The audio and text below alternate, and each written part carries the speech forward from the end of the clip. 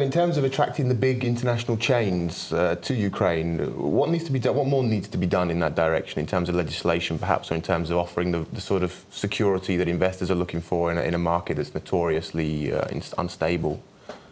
I think that the issues are, again, removing some of the bureaucracy, some of the red tape in terms of applying for applications for construction permits, for development permits in general. That's first and foremost. And I think all of us now have some hope that now that there's an operating government, that this is a primary focus of the new government.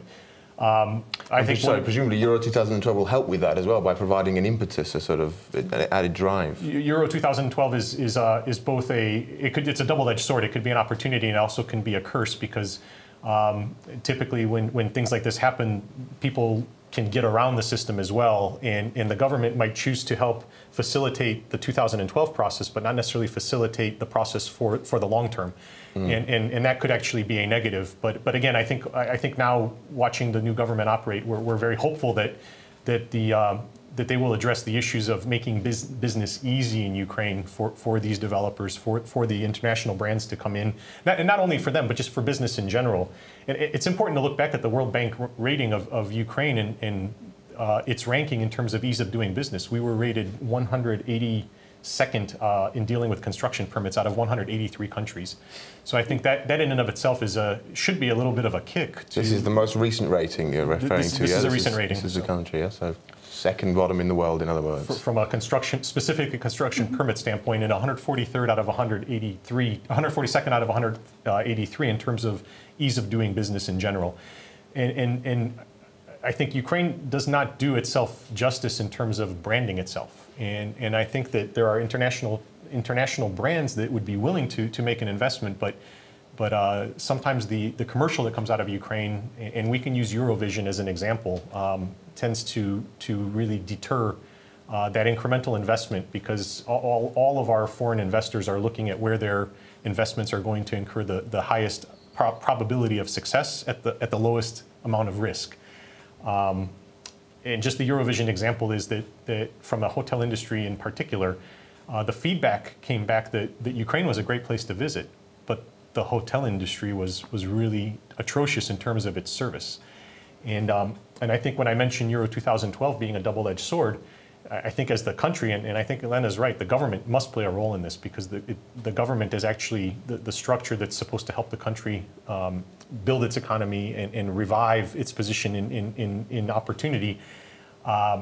Euro 2012 has one scenario showing that we might have hotels ready in terms of their service, and the people will be here because we know for those 3 weeks people will come and visit. The question is what commercial are they going to send, what advertisement are they going to send the world when they return back to their respective countries in Europe to say that Ukraine was a great place but the service was atrocious, or are they going to go back and say Ukraine was a great place, you should go visit, you should go fill those hotel rooms in Ukraine as a tourist or as a business person? Yeah. Of course, as Ukraine's hotel infrastructure improves, the country's appeal as a tourist destination will also increase. But there remains much to be done before Ukraine can begin to generate the kind of tourism dollars which regional leaders like Turkey, Greece and Bulgaria currently enjoy.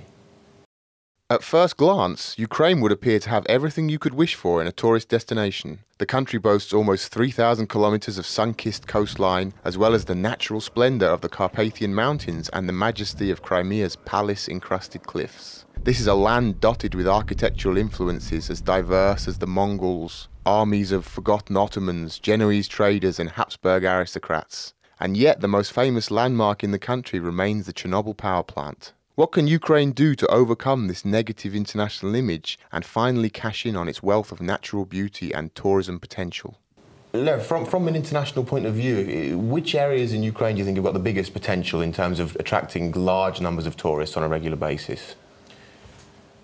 I think Ukraine as a whole has a huge opportunity for attracting tourism in many different locations.